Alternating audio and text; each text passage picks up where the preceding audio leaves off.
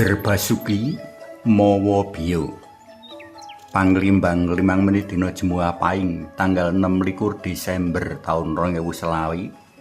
Kapethik saka Injil Matius bab 10 ayat 17 tekan ayat 22. Para pandemen PLM kinasih sugeng Natal. Dadi penderek dalam Gusti Yesus mono kudu tansah siyaga ngadepi kahanan apa wae kang kejaba tekani dadakan tan dinuga dinyono nanging uga ora ngepenakake kaya kang dumadi ing prastawa liturgi dina iki. Rina aneh ing satengahing kahanan suka parisuka pahargyan Natal lah kok awake dhewe kudu mengeti prastawa tiwase Santo Stefanus kang temtu ndudah rasa sedih. Nanging iki ora ateges tanpa tujuan. Tiwase Santo Stefanus ngelingake marang para pendherek dalem Gusti bab kasangsaran, rekoso lan kepara tiwas kang mujudake lawang lan sarana nggayuh kamulyan langgeng. Ana telung perkara kang bisa kadudut minangka piwulang saka prastawa liturgi dina iki. Sepisan kamartiran Santo Stefanus ngelingake menawa kapitayan marang Gusti Yesus Sang Mesias mono pancen mbutuhake kapasrahan total, kalebu asrah pati urip kang maujud ana pangorbanan. Kapitayan kang setengah-setengah amung nimbulake sikap mencela-mencele kang tundhone amung golek slamete dhewe, ngurbanake paseduluran, ngurbanake pasamuan saengga ora ngawohake kaslametan. Kapindho, ora gampang dadi pendherek dalem Sang Kristus Sang Mesias.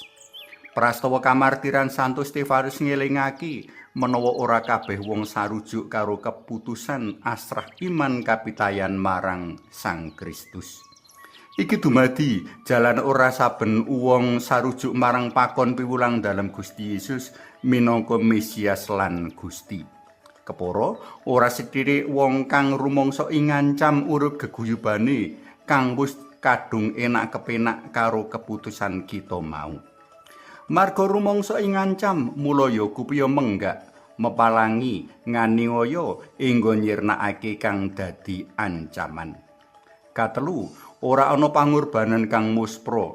Prastawa kamartiran Santo Stefanus mujudake rabuk kapitayan kanggo tuwuh ngrembakaning pasamuan. Dadi pendherek dalem Gusti kudu darbi jiwa satriya, ikhlas ngrungkepi pasamuan kanthi pangorbanan. Tanpa pangorbanan, pasamuan dalem ora bakal tuwuh ngrembaka. Tanpa totalitas iman, para pendherek dalem Gusti ora bakal antuk kapenuhan kanugrahan.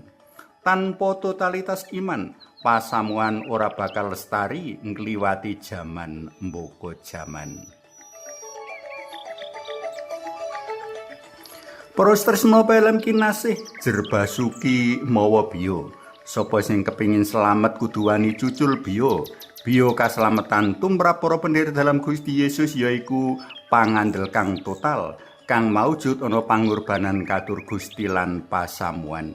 Derek Gusti Yesus mono pancen nekake kabungan jer prajanji dalam condong kamulyan langgeng. Nanging kamulyan langgeng iku ora tinampa tanpa perjuangan alias samung sedakep sila tumpang tenguk-tenguk nemu kethuk. Para pendherek dalam Gusti kudu sago bela iman kapitayan sarta mempertanggungjawabake kapasrahan mau kanthi pangorbanan. Kesederhanaan Natal ora bisa kapisahake karo panandhang panebusan. Semono uga karo kamulyan Natal ora bisa kapisahake karo kamulyan wungu dalem Gusti saka Sido. Suwawi sami munjuk kunjung asma dalem Yang Rama sayang putra tuwinjang Roh Suci. Amin. Gusti Yesus Sang Mesias kawula njasa nuwun awit tulodo jiwa lan semangat tresna ingkang petah saking Santo Stefanus dumateng paduka lan pasamuan saengga kanthi bingah lan ikhlas pasrah jiwa raga kanthi kamartir. Mugi kawula ugi boten wegah rekaos kangge nggayuh kamulyan langgeng sareng paduka sarta para suci sedaya. Santo Stefanus nyuwun pangestu dalem amrih kawula saged nulodo paduka.